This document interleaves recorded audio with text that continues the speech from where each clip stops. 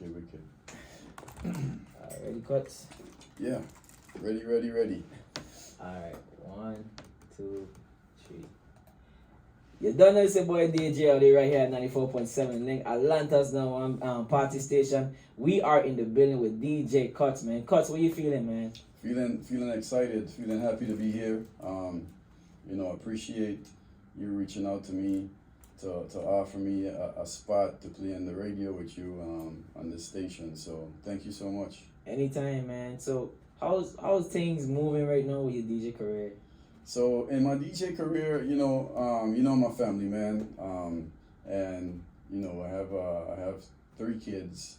So with my DJ career, I'm actually just taking bookings. Depends on the type of bookings, selective bookings, I should say. So just making sure that I have a balance in life and in work and family time also. But in my DJ career is going great. To answer your question, I always have a lot of people reaching out to me to book me, especially the type of vibe I bring, a more open format vibe. So yeah. So how long you been DJing? Man, I gotta ask that. Really gotta ask that. Started DJing when I was probably like around 14 years old. Yeah, so my age right now, I know you probably can't tell my age because I can't. I look good for my age. Yeah, really look young. So I'm 39 years old. Wow. Yeah, I'm 39. Ain't bad, man. So from 14 to now, yeah, it's a long time. Wow. So you started when you were 14. Yeah. I started when I was 13. That's good. That's good. It's good to start young, man. Man, for real, my boy. So, what is the plans for DJ Kutz in the future? Of course, I love music. I love DJing. Yeah. It's something that makes me happy and brings out a good side of me, and the energy is amazing. So the plans for me is just keep doing what I'm doing, putting my best foot forward whenever I'm out there and delivering the music and delivering a message to someone listening. I just want to do my best and make sure that they have fun and enjoy themselves. So I know you used to DJ for Clash of the Titans. Well, not Clash of the Titans. I DJ'd for certain events where there was some clashes and stuff like that. Yeah. So what motivated you to be into a clash? Man, I guess my competitive nature. I always grew up competitive, and I always loved the feeling of winning. Yeah. And being the best. So being competitive is something that I like, and especially in clashes, you have to be competitive and you have to bring the best foot forward. You have to. Yeah. So what is your relationship with Unique Sounds? Relationship? Yes, man. Coolie boys. Them boys like my sons. But of course they're not of age to be my sons, but me and their dad was not best friends, but really good friends, close friends. So I used to actually hang out with their dad. Whoa. And I used to go to their house and we drink and just party and stuff. And then I saw them grow up. I saw them from a young age. Yeah. I think when I first met them, they were like around 12 or 13. Wow. Yeah, really young. Yeah, really young. And now they were starting to have a passion and a drive behind music and stuff like that. Yeah. So my relationship is, I've known them for a long time, real close. And more family, more like family than friends. So, I know I'm not really familiar with your culture. Yeah. But do you play not just only were you born playing chutney music? Well, no. Well, actually, the culture in Guyana is very, very, very diverse. Growing up in Guyana, if you grew up in the 80s, 90s in Guyana, the radio and stuff like that, you would hear pop music, rock, top 40s, reggae music, of course, but the culture in those countries is not too vulgar music back in them times. It's mostly clean music. If you play back then, what 90s dancehall came out? Yeah. 90s dancehall didn't really have too much vulgarity, but it did have they did sticking a little, bust a shot, stuff like that. But growing up, we played everything in Guyana. We played all genres, and then I wasn't really into playing like chutney music and soca in Guyana. I was considered more of a dancehall DJ, reggae DJ, yeah. But I still used to play it. I would play soca, I would play some chutney songs. Yeah. But that's not really a big part of my culture to say. Yeah. Until I moved here. So, talking about that, so we know that when it comes to dancehall and reggae, that's mostly for the Jamaicans. Yeah. So what about the Guyanese soca? What do you think about Guyanese soca? Guyanese soca came a long way. When it first started, I think the Guyanese soca music didn't have top of the line producers. See, like Trinidad, Jamaica, the producers were more seasoned. They knew what they were doing, and the rhythms they were bringing out was a catch. Guyana didn't have that talent yet. Studios and stuff like that, and youths that had a drive to be a producer or start doing the producing. So when Guyanese soca first started, I think it was lacking that aspect of that sound. A certain sound that it needed. Yeah. So from where it started to now, it has grown a lot. Still has a lot more to grow. But Guyana is definitely doing very much better than before when it comes to soca. When last you been in Guyana? About 5 years, bro. Wow. Yeah, it's been a minute. That last time I went, my grandma passed, and I had to go for a funeral. Yeah, well, that's the last time. Wow. So talking about that. How is it going with the promotion game with DJ Kutz? I know you have a lot of partnership with Unique Sound when it comes to promoting. So what got you into the trying to hold your own events? Well, I'm gonna tell you and I'm telling everybody that's listening. Yeah. As a DJ or someone that's in the DJ game, you only have a certain amount of years. Yeah. Right. So, for instance, if you're doing something and your time is getting cut short, every day we get older. Yeah. So you have to build up something that you can fall back on as a DJ, because as you get older, your relevancy gets less. Yes, yeah. Of course. So you wanna build a brand, and when you build a brand, you wanna build events with that. Because if you build an event, at least when you get older and you're not DJing anymore as much, that event can be a staple event, and you can still have a steady stream of income to back you up, to make up for the money that you're not making anymore as DJing a lot, So the promotion aspect of it, I would suggest to all DJs, even if they're young, to start building an event behind their name. So with that event, that can be a staple event and just take you on and keep you relevant also. Keep you relevant as a DJ. Talking about that too, keeping it yourself relevant is always important in this industry. Work or not, you gotta find something, be on the radio, do events. That's all keeping yourself relevant at the end of the day. You know what I mean? So right now, like I said, that's good, especially with me on the radio. I keep myself relevant no matter what. Even when I'm outside, book for a wedding or not, I'm here still, you know what I mean? Still pushing out content, still putting myself out there. You, on the other hand, big selector, doing events, you know what I mean, meeting new people, international DJs. Them is stuff that I never really get a chance to really do. I mean, I was DJing for big events back in the islands, festivals. I was still traveling from, little small islands. But when I first come here, I was a nobody. And it was definitely hard to see, okay, everybody will give me pointers. You gotta push yourself. You gotta be on radio every day. You gotta do all them stuff, my boy, because at the end of the day, you don't know who watching. Yeah. You know what I mean? You don't know who watching, and also you just gotta have that drive, and I see you with the drive, right? Yeah. So you just have to have that drive and push yourself and promote yourself and market yourself, and also, just work. Yeah. You're at the age where you have that ability to put the time into it. So once you put your time into it and you put your best foot forward, in the long run, you're going to be relevant at the age of 50, 60. You still have some type of relevancy because you built up that brand. That's so true. definitely keep doing what you're doing.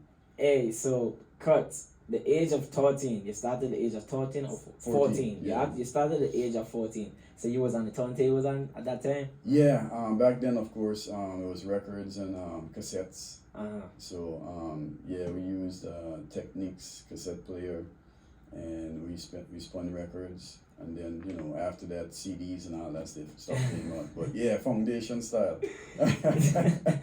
So what do you think about chutney music? What do you think? Will it have a big level of impact in the music industry as soca? Chutney music, it's a very good genre. Mm-hmm. However, the thing about chutney music is it mimics the foundational Indian music. Like anybody from the Indian culture know that foundation Indian songs. Yeah. Chutney music, they sing like the melody similar to the foundation music, but they change the words. Yeah. And it's catchy. It's more of a catchy music. It's kind of like trap and hip hop, Yeah. where they sing catchy hooks and stuff, and it grabs your attention. That's it with chutney music. And then of course they sing about stuff like drinking and partying and stuff that the people that party every day do. So yeah, it's definitely a good genre, but I don't think it's gonna be as big as certain like a lot of other genres, because they have to get out there more in the world and promote. So like the artists will have to go to Europe, go to Australia, go to Africa, and in case of them making it big, they have to step out more. They have so to. yeah, definitely have to step out more and do more shows. So, what is the So have you ever traveled anywhere other than just Atlanta? I know you traveled Guyana. Well, America, a lot of states, a whole lot of states in America for parties and weddings and all those gigs. I haven't been to Canada before. I haven't, but I've been over, in different islands and stuff like that. Jamaica, Dominican Republic, stuff like that. But Kutz International. Yeah, man. So, but besides that, I haven't been to Europe or Africa or none of those places. Yeah. Because if I was seeing myself, traveling takes a lot out of you. And I feel like for me to travel, I would have had to be single. You feel me? Yeah. Because traveling like with a family, it's rough. It's rough. Yeah. It definitely takes a toll on you and takes a toll on your life, your personal life. Yeah. So I implemented where I would just stay kind of local, and if I go to the Caribbean islands and stuff like that, but nothing extensive where it's going to take too much time out of my life, like weeks upon and months and stuff like that. So, who you look up as a DJ? I mean, I know everybody have their favorite DJs. Their favorite DJ. Yeah. I want to know who's your favorite DJ. I mean, it could be somebody on the scene. It could be international DJ wise. But I just need to know, man. Cause you're DJ Kutz, man. Oh man, I don't know if this is gonna surprise you, but one of my favorite DJs, to be honest, is DJ Private Ryan. Oh guys. Yeah, Private Ryan is one of my favorite DJs. When it comes to, of course, selecting and being an open format DJ, and like creativity and stuff like that, I just like listening to his mixes. Yeah. Because a lot of times, like, I would have certain songs, but in order to be great, I always gotta listen to people that's actually great, right? And then you don't have to copy their style, but you can mimic a lot of things from different great selectors, and then implement it into your set and implement it into your own style. Your own style. Yeah, but anybody that's been great in this world has always listened to the best or the greatest and mimic something from them. That's the only way you can get, to greatness, to be honest, So, to answer your question, Private Ryan, one of my favorite DJs. MCing wise, because there's a lot of great DJs that MC too. Yeah, MCing wise, man. That's all. I gotta give it to Slingers family out to Guyana, man. Wow. Yeah, the whole lineup of DJs from Slingers family, from ever since I used to live in Guyana, and I was, you know, a little part of them Yeah. for a little time. Yeah. Yeah, the DJs from Slingers Bud. What do you think about Stone Love? Stone Love out to Jamaica or Guyana? Because Stone Love was in Guyana too. I didn't know. Yeah. They had a I Stone didn't Love in know Guyana.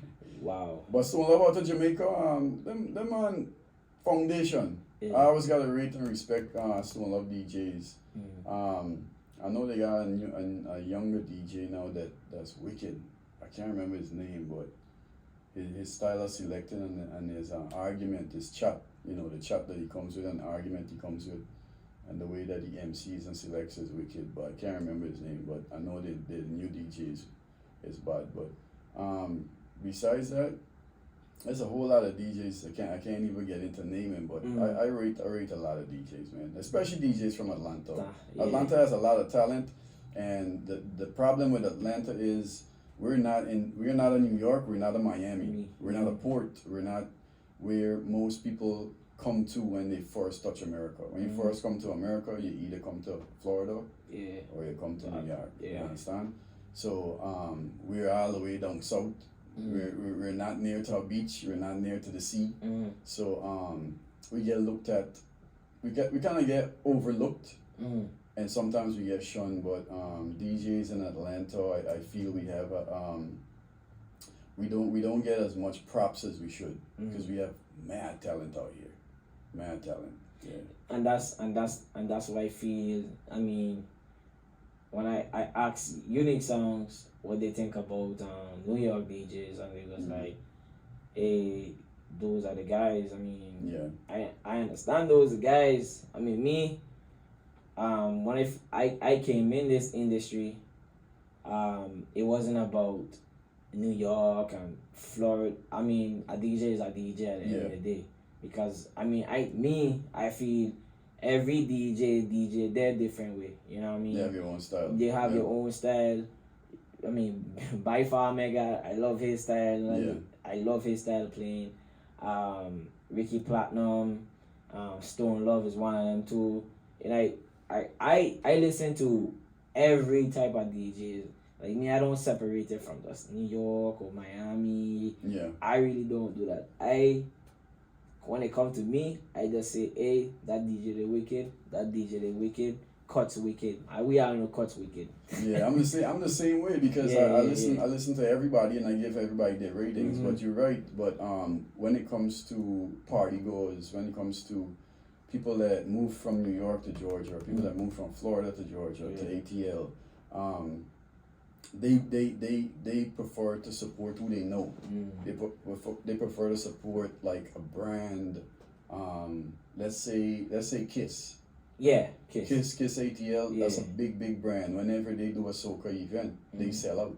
That's true. So I feel people like to support something they know. So when you first start a DJ and you first start a party, you have to build up that reputation. Because they want to know, all right, if I come to your party, I want to know that I'm gonna have a good time. This is gonna be worth my time to come out. This is gonna be worth my money to pay for this ticket. Yeah. So when you build up that reputation and you build up that brand, you end up getting the support from people. You know, they come and support you. But it's the same thing with the New York DJs. They have a brand. They built their brand, their popularity. So people know them. So whenever they come to Atlanta, all right, let's say Rico Suave or by Far Mega, or you know, one of the DJs from New York come down here, they already got that brand built up where they're big on social media, they're big influencers, and whenever they touch, people are like, all right, they see them when they go out. They go out to the event. You know, I thought by Far Mega was from Trinidad. He really from New York? Yeah. Wow. Yeah, man. With that accent, boy. Tell you. Yeah, man. New York, you know, is a big melting pot. Yeah. So a lot of talent up there, man. A lot of talent. So Kutz, what do you think about the networking in this generation? How is it different from yours to our generation? Networking. Well, first of all, in this generation, I think it's much easier to network because it's so accessible. You pick up your phone, You go, you make a video, a reel or something, and by tomorrow, depending on that reel, you can have 1 million views. That's true. Your reel can blow up like this, and then all of a sudden you become popular. A lot of people become popular. Look at the guy that doesn't say a word, and he just emphasizes on the African guy. The videos, the funny videos. Yeah, the funny videos. He has millions of followers, and he's wealthy. That's true. He became wealthy off of that. But it just goes to show with the new age of networking, it's much easier. It's way much easier, because back in the day, we had to print flyers. We had to walk around and put it on cards. You know what I mean? We had to go to people, like go to everybody's event and share out the flyers, word them out, tell a friend, yo, got this party. Try to do it on a local TV station, because back in Guyana, where I was, I'm from Bartico. We did a show on TV. We only had one TV station in Bartico before cable and all that stuff came. So we did a show, a musical show, where we would show music videos and have a call in and do some questions and give away some gifts and stuff. But in order to build your brand and get your name out there, back then it was harder, man. It was more tough. So, you was on MySpace and them stuff on that? Yeah. So in Guyana, we didn't really have a good Wi-Fi or internet like that. Back then it was dial-up and all that stuff. So even though you had MySpace, you had to go to the internet cafes, so the internet shops. They would set up internet shops, and you would go pay a little money, and you go on the internet, sign out to your Facebook, sign out to your MySpace, and surf the net, and you spend like an hour. And then you go home, because I didn't have a computer at home. We just had a regular landline phone. So we didn't know how to really utilize the internet to our advantage, because internet was not accessible unless you had money. That's true. Unless you had a certain level of money and a certain standard of life. But even then, it wasn't good internet. It was just coming to Guyana back then. So when you started DJing at the age of 14. You was basically spending all your money on those DJ equipment. No, I wasn't spending money on DJ equipment, because I DJed on a song. Oh, you was part of a song? I was part of a song. What? Yeah, I was part of a song. I was part of a lot of songs, actually. What was do you remember your first song you joined? Infinity. That's a guy. Infinity songs. It was in Bartico. I'm from Bartico. Bartico. Yeah. So is that song still around? No. So I got to give props to a DJ that got me into DJing. If you don't mind, I'll tell you the story. Go ahead. Right Yeah. I'm listening. We all listening. So one night it was a weekend. Growing up in Bartico, on the weekends we go take a walk down the road. So we going down Front Street. Front Street is First Avenue, which is the main street. So Saturday night I said, I'll go take a walk down the road and bust a line, right? Yeah. So I'm walking down the road, and there's this rum shop. Can't remember the name of the rum shop, but I was walking past the rum shop, and one of my school friends, his name is DJ Vicious. They call him Little Vicious, like the dancehall artist from back in the 90s. Yeah. So his name Little Vicious, DJ Vicious.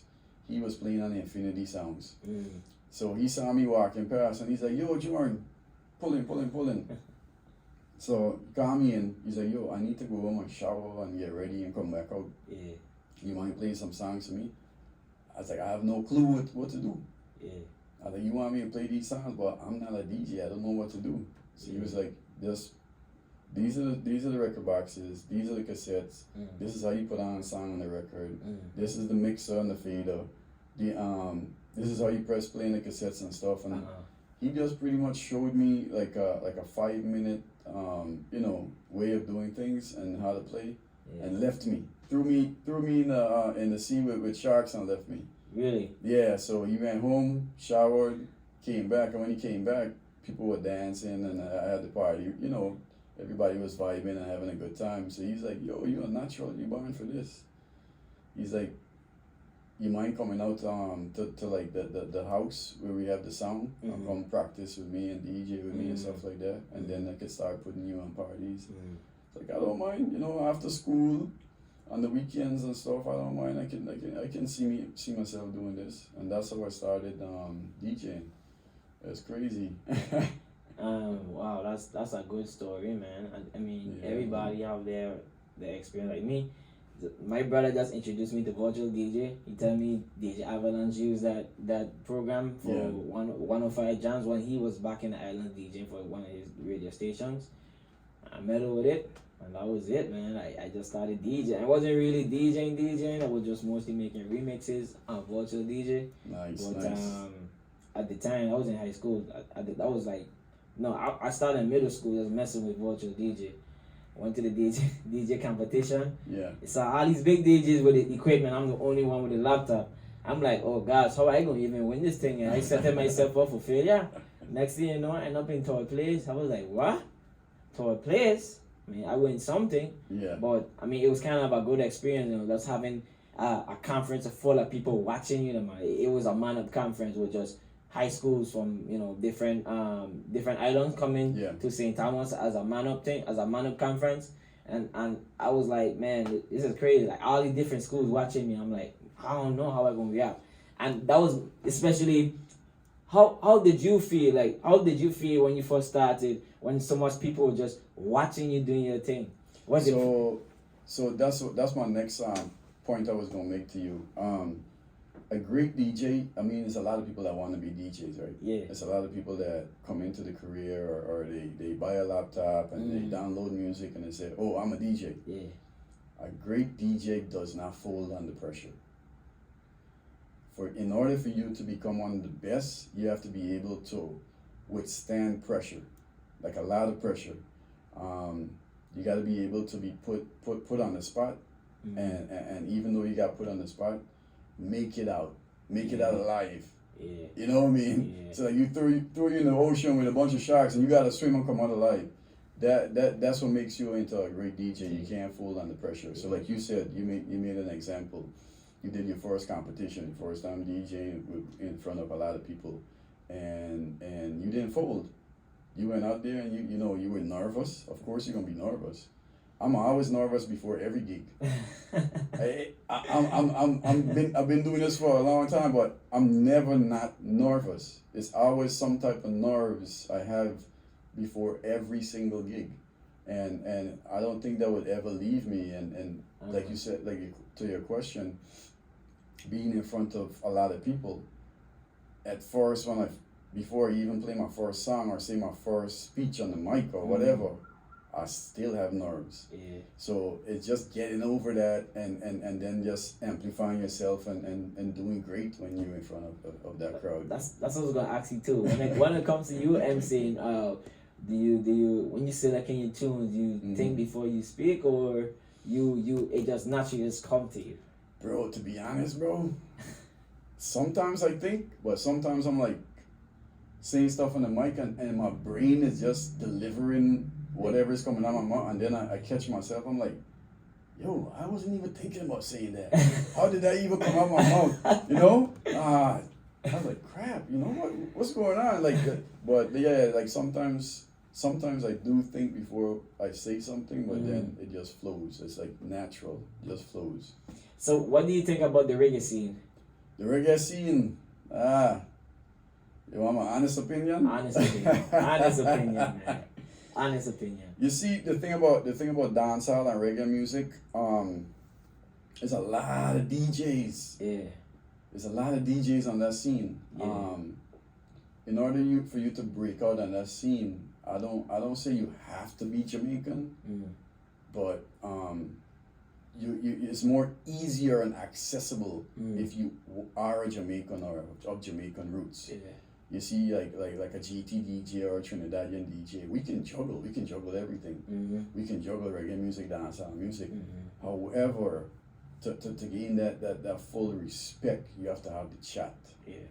Even if you're not Guyanese, when you're on the reggae scene, you have to talk like a Jamaican. Yeah. You have to, you know what I mean? You have to get on them level. Yeah. And with the dancehall scene, it's a scene where it's a lot of ego. It's all about how you dress, how you present yourself, how much bottles you pop in, and all that stuff. You understand? Yeah. So you have to stroke their ego. Yeah. You understand? Yeah. So you have to kind of like big them up, shout them out, and just have a whole lot of argument in your mouth. You understand? Before you become one of the best on that scene. So it's a very competitive scene, and a lot of DJs that want to make it, sometimes they have to look at it and be like, you know what? There's so many DJs on this reggae scene. Maybe I need to branch off into doing hip hop. Or going soca route, or just playing everything. Like for me, I play everything. It don't matter. I was gonna ask you that too. When you first started, you decided to just branch off of other genres, not just limiting yourself to just one thing.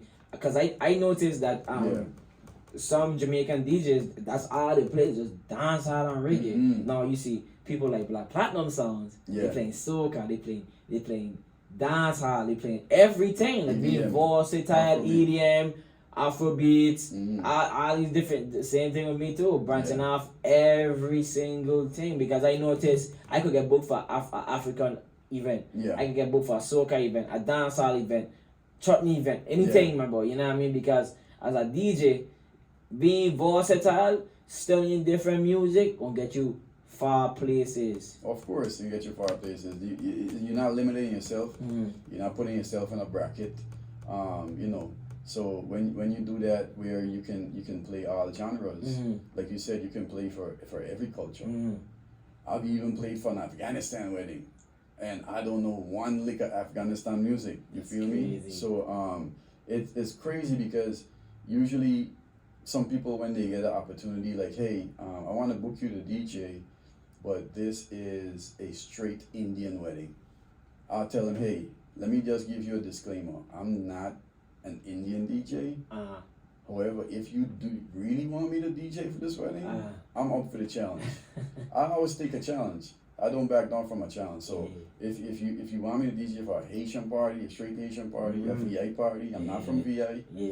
But I'm gonna do my homework before I go to this event. Download the songs that ask my peers, and then get myself familiarized with whatever party or whatever culture I'm going to DJ for. And then it's a learning experience, man. Because I DJ for Spanish events too. I don't speak a lick of Spanish. You understand? So just broadening your horizons where it comes to cultures and genres and learning, and continuously learning, because I'm not too old to learn. Every day I'm learning new music. Just like Appian, I mentioned it to you.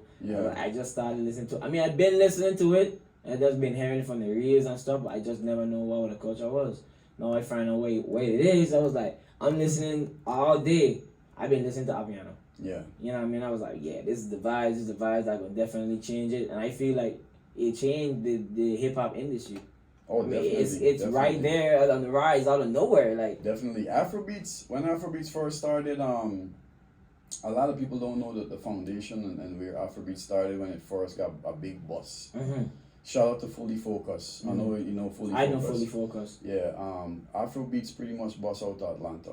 Really? A lot of people would not recognize that, but Fully Focus is the one that bust Afrobeats in America. Really? Yeah, when Afrobeats first started playing. Because remember the video was out of Atlanta. E-Cool, the video was DJ. He's from ATL. So when Afrobeats first bust, they bust in Atlanta. Wow, I did not know that. So Atlanta's the mecca for hip hop and Afrobeats when it first bust. Now of course it branched off to everywhere, and now Ampiano's taking over the world, and that beat just wicked. Man, I just love the beats. I was like, yo, the beats, the lyrics, they just barely sing anything, and it's like, yo, that beat they could I told one of my friends, yo, cause I was driving. I told one of my friends, listen, don't worry about where the lyrics at, worry about the beat, because that's why destroying the hip hop industry right now. It ain't gonna destroy the hip hop industry. I'm telling you. I'm betting it. It's big. And when you think about dancehall music nowadays, and I'm gonna be very, very straight up, I'm gonna be blunt. Dancehall music is not what it was before, right? It's not. It's definitely not. It headed into trap. If you listen to dancehall, it's more like trap music, more like the hip hop that's playing on the stations nowadays. So a lot of cultures took over that old style of dancehall, 90s, early 2000s style of dancehall, when dancehall was dancehall. If you listen to reggaeton, Latino, Spanish music, Bad Bunny. Yeah. Listen to Bad Bunny's rhythms, the music that he drops. Listen to his rhythms. It's 90s dancehall. And I told one of my friends that the other day, and I was like, yo, he gained this head from Beanie Man. He was playing, I think it was, oh my gosh, I think it was, it gotta be a Romy. No, Murder She Wrote. One of them. Yeah. One of them, but he did a segment. I think it was in Puerto Rico, and he was doing a dancehall segment, and he was freestyling in Spanish style. Yeah, man. You know how hard it is to freestyle in Spanish, bro. I go to my barber. Yeah. He's a Latino. He full blown Puerto Rican, and he told me, yo, it's hard to freestyle in Spanish. I'm like, it really is. Yeah, it's very hard because if the way the words are is not like English, like. When you say an English word, I've been trying to learn Spanish and how their grammar is put together. But sometimes they have the word backward. Like they say, like if we say a word, like a sentence, they would say it kind of backwards. So the freestyle, like you said, it's going to be hard for Spanish singers. Yeah. So before we look to end this interview, anything you want to say to the people? I mean, big up to my fans. Big up to everybody on Facebook right now. Big up to all the followers. Big up to everybody logged on to 94.7.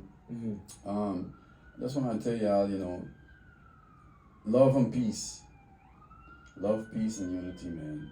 Just keep it going because it's too much people passing away these days, and too much fighting, and we need to be together, man. We need to join together and just build each other up.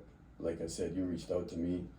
You're a young upcoming DJ, and if any young upcoming DJ reach out to me or wants to reach out to me and ask me for pointers or whatever help, I'm here to assist. I'm an OG in the game, so I'm willing to help with everything. Still big Kutz, and Thanks, I was bro. like, when I had unique songs on there, I was like, yo, I gotta get Kutz on here too.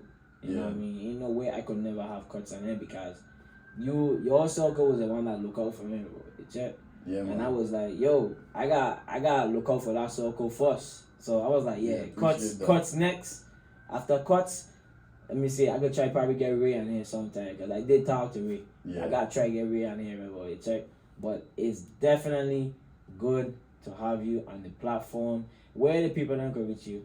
Well, you can reach me at DJ Kutz1, the number 1 on Instagram, Facebook, DJ Kutz ATL. Well, let me spell DJ KUTZ ATL, and Snapchat DJ Kutz 1.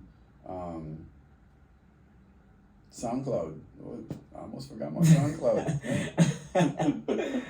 At DJ Kutz1 on SoundCloud too. So I got my mixes up there. I don't know. Have you ever listened to any of my mixes? I did listen to your mixes. Okay. I listened to the I think it was the Afrobeats one. Oh, yeah. Gotcha. I listened to that. The summer mix. Yeah, I listened to that. Okay, yeah. So I don't drop mixes a lot like a DJ Private Ryan does. Yeah. However, when I do feel the need to drop a mix, I do, and I know I have a lot of people that anticipate those mixes because a lot of people tell me like, yo, I really enjoy your mix. So yeah, SoundCloud, catch me on SoundCloud. That's it. Most versatile. And I know. Hey, we're gonna go straight to a short break. My boy DJ Kutz gonna be on the 1s and 2s, man. Stay tuned. Appreciate it. Thank you.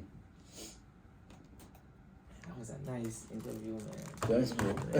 Man, I got to be live still. So nah, boy. Yeah.